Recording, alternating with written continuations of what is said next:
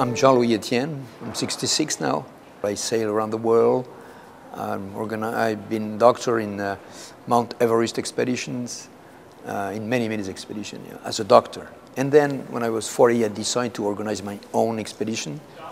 And I went solo to the North Pole in 1986. And then after this expedition, I decided to be an organizer of polar expedition. And since 25 years now, I'm an organizer of a polar expedition.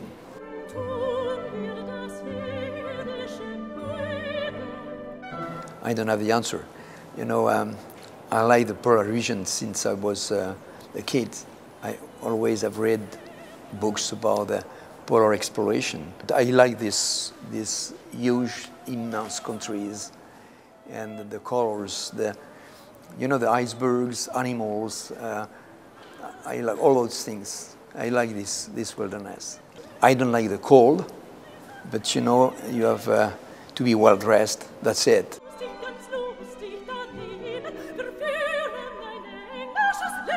The next expedition is a drift in the ocean around Antarctica. Antarctica is the continent of the South Pole, and there is an ocean surrounded this continent. The wind is very strong. There is huge waves always, and the scientists they are doing some studies only a few weeks during the summertime, and there is a need from the scientific community to be there all year long, all year round, because this ocean is. We call that a carbon sink. This cold water of the Southern Ocean catch the CO2. 1/3 of the CO2 we emit are catch by this ocean. We design with some engineer a special vessel which is able to drift around Antarctica in this roaring 50 all year round. And so it's a sort of big pipe, buoys, with 7 people on board. I've been invited to talk about the polar pod at the MIT 2 days ago. They are very interested to put some sensors on board. We have talked about this project with the NASA.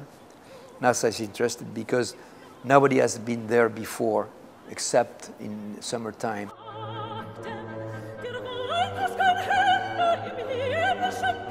Today at the Maison Française, I will talk about the expedition I organized, previous expedition I have organized. And I will talk about the impact of the global change on the polar region. When you walk, when you travel in this polar region, you realize that the ice is melting. That's a reality. In 30 years, things have been changing very fast. When I went on the west coast of the Greenland last year, and the glacier, they lose a lot of ice. I flew across the Arctic Ocean in 2010. You have a lot of open lead, a lot of water. So that is a reality, and I will talk about that.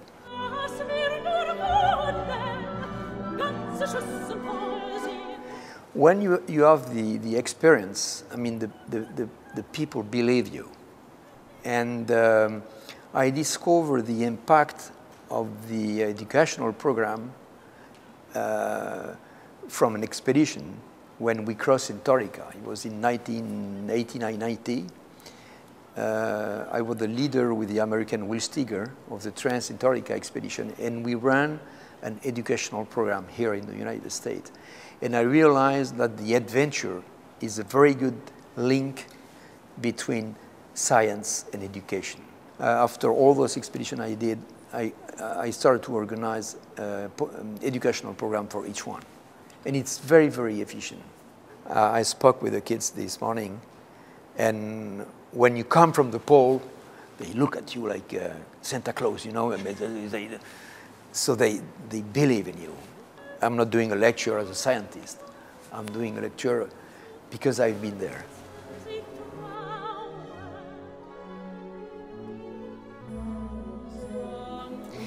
The American people, they love the nature. It's the first country in the world which create national parks 1 century ago. I mean, they love the animals, they love the wilderness, and everything is done to protect it. One thing is not very well understand is the impact of the global warming. And from my point of view, when you say to the public, the global warming is 0.8 degrees in 1 century, this means nothing. When you come from the pole himself, it's melting. It's melting because the greenhouse effect is getting strong and strong, because we burn a lot of fossil fuel, and we have to think about a new policy in order not to have a problem very soon. When I said very soon, it could be in 30 years from now. We have to be optimistic. We have the awareness of the situation, yes, and we have the intelligence for the solution. So that's why I'm a little bit optimistic. I trust the humankind.